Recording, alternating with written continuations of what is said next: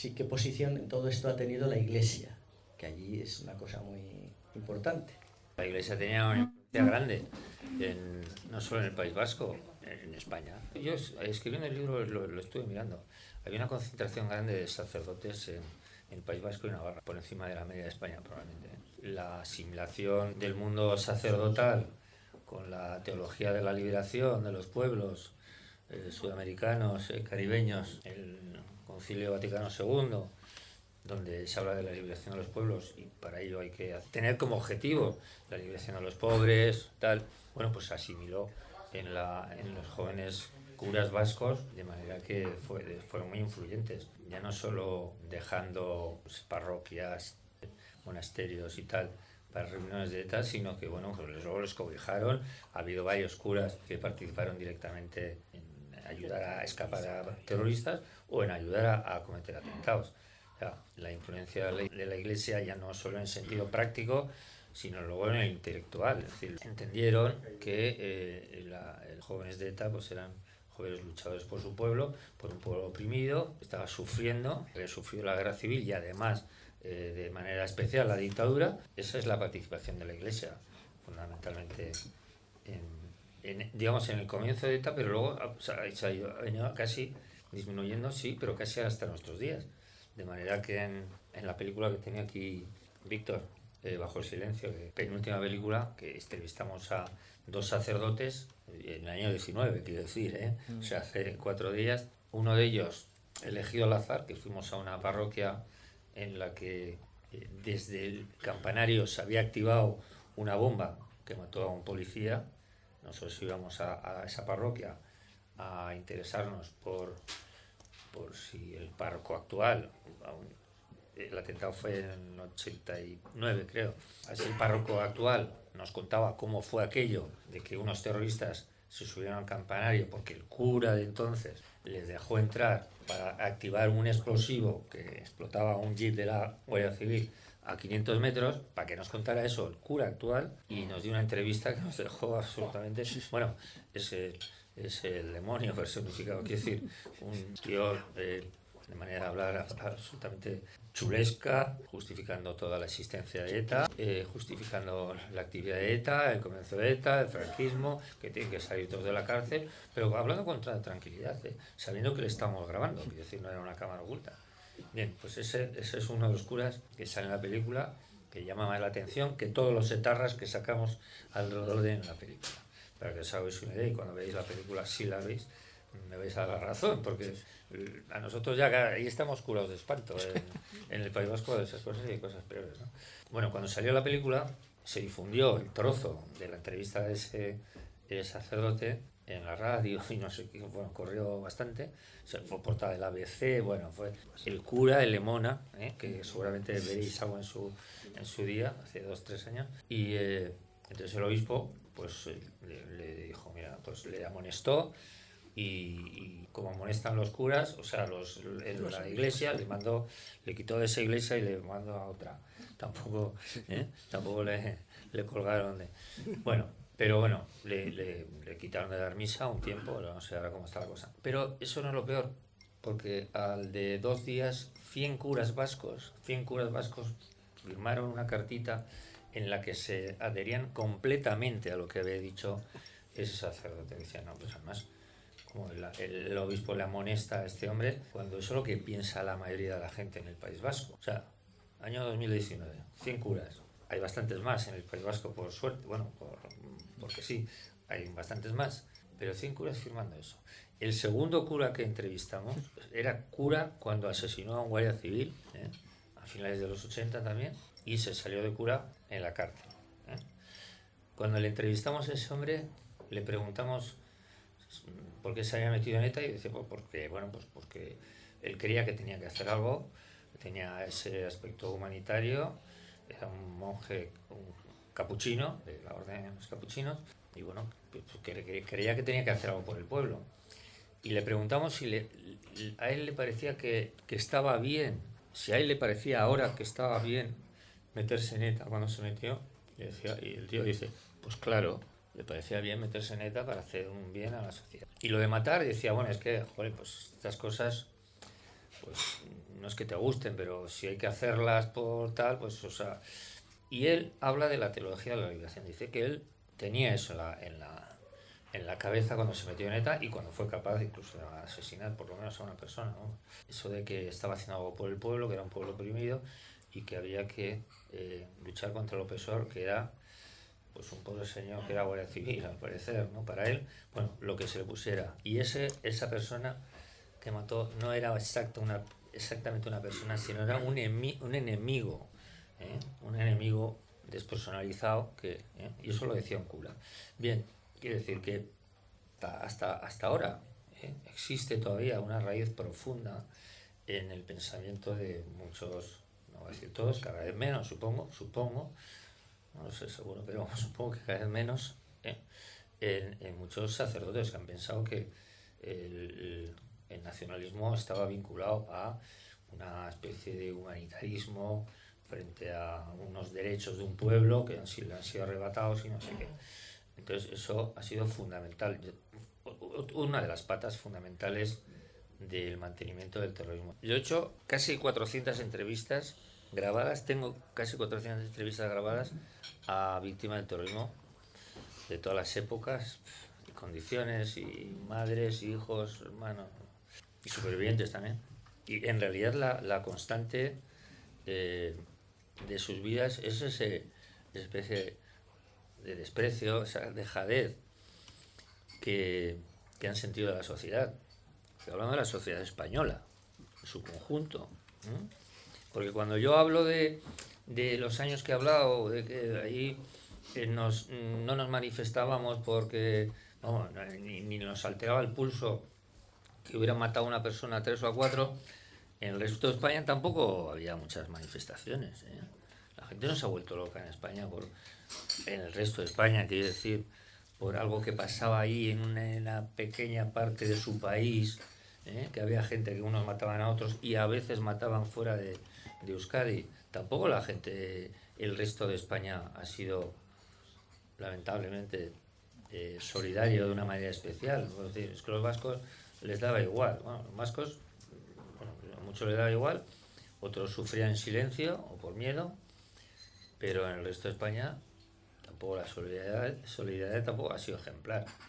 Y de eso se quejan de una manera o de otra prácticamente todas las víctimas, pero en todas las épocas, porque la falta de justicia, o sea, más de 300 casos sin resolver hoy en día, es una cosa insólita, espectacular, que tiene, o sea, puede tener muchas razones. Nosotros hicimos una película intentando explicar esas razones, pero se nos escapa, ¿no?, de lo lógico, ¿no?, que gente que ha asesinado con unas siglas que todo el mundo sabemos, ¿no? Es un señor que pasa por ahí, no, es de una organización concreta y no se les haya detenido ni han pagado. Y las víctimas efectivamente han tenido que ir a juicios solas, mientras los terroristas que estaban enjuiciados se llevan ahí a un montón de familiares riéndose y tal, o sea, viviendo unas situaciones totalmente humillantes, ¿no?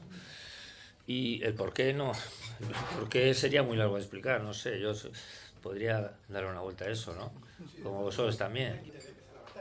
Bueno, hay otro factor, claro, os voy a hacer una pregunta de 1 minuto, pero contestarla tiene tela, ¿eh? Porque, no, es que es muy complejo todo, es cierto, porque otra de las patas, a mi juicio, del mantenimiento del terrorismo durante 50 años ha sido la condescendencia de la izquierda, por ejemplo. La condescendencia de la izquierda, que siempre han pensado, ahora también, en el gobierno que tenemos ahora, de alguna manera, han pensado que están en la misma órbita, ¿no? Ideológica, socialista, comunista o para lo que quieras, ¿eh? Eso ha sido así.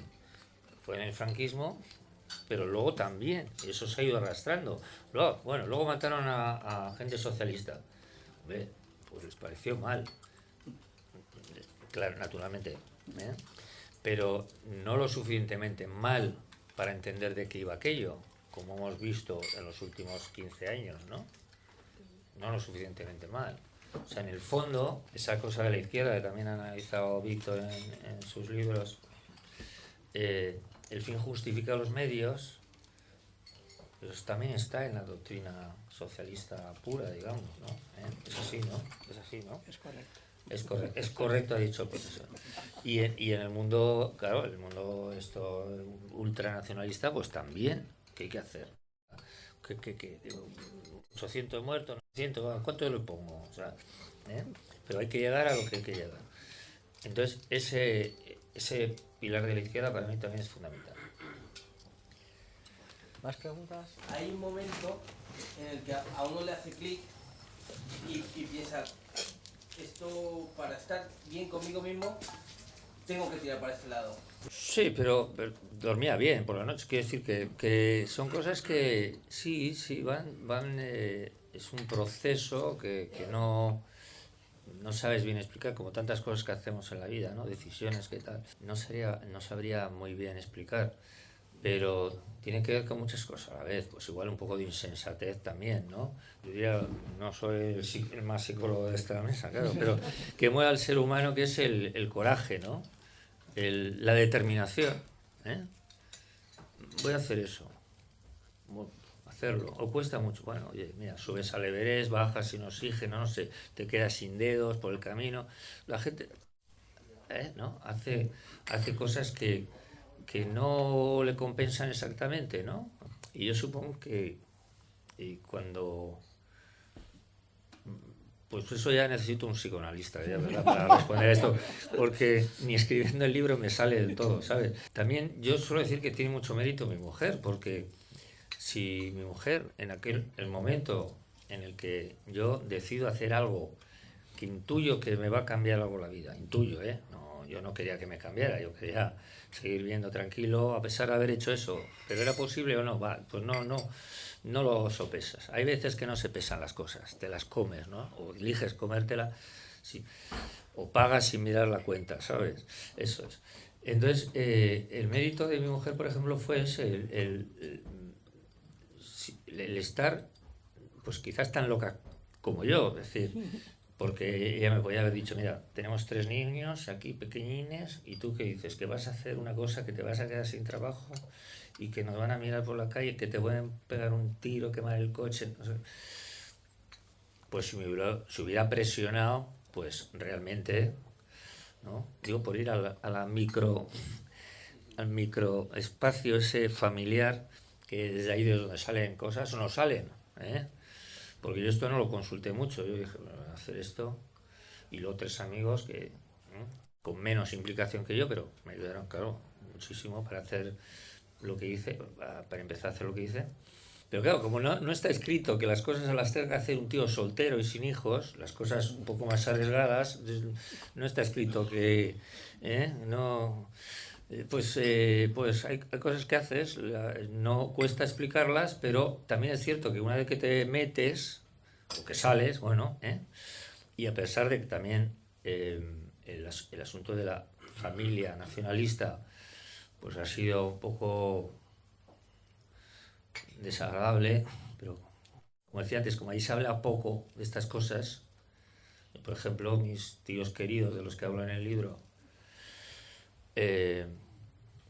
pues cuando me dejé de trabajar o me echaron, dejé de trabajar en ese sitio hace 25 años, nunca me han preguntado de qué vives. Nunca me han preguntado de qué vive. Yo no sé si saben de qué vivo o no, pero no me han dicho, todavía preocupados por mí desde que era pequeñito, ¿no? Y cuando tengo la situación más complicada de mi vida, que puede ser esa, a partir de ese momento, que saben lo que pasa, porque todo circula, las informaciones, nunca me preguntan de qué vivo. Yo lo llevo como un drama personal, o sea, yo no, o sea, quiero que mis tíos vivan 210 años, pero que no haya ninguna ocasión para poder discutir eso con ellos, ¿sabes? Yo nunca discutiría con ellos, pero si hubiera ocasión, pues prefiero, pues eso, subir al Everest y quedarme sin otros 5 dedos, ¿sabes? Porque sería terrible para mí, ¿no? O sea, prefiero el silencio ese.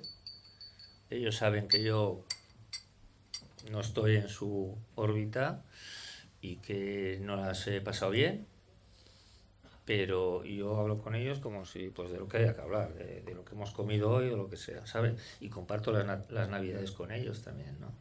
Pero eso también tiene unas raíces profundas de las relaciones o sea, hemos dicho los muertos, los heridos, no, es que luego la sociedad, las familias, las amistades, todo eso, tiene unas raíces profundas de silencio sobre todo, de silencio y de disimulo, ¿eh? O sea, el que no es nacionalista tiene que aparentarlo, por lo menos no tocar las pelotas aquí por si acaso hay alguno. Y si, aunque te hayan hecho algo, tú te lo calles. Bueno. ¿Han leído el libro tus tíos? Yo no sé, yo estoy seguro de que no lo han leído, pero que saben lo que he escrito Sí. y que saben de qué va lo que he Todo se escrito, sabe, ¿no? eso sí lo saben, sí. Todo Además se lo notas porque, en fin, no hay que ser psicólogo para esto, pero enseguida las miradas y esto se nota enseguida. Y bueno, ellos no dicen nada, yo tampoco. Es como... Es el enredo ese, tú sabes que ellos lo saben y ellos saben que tú sabes que no sé qué. Y entonces fluye, porque ni ellos son agresivos ni yo. Y además que no me gustaría que lo leyeran, no me gustaría.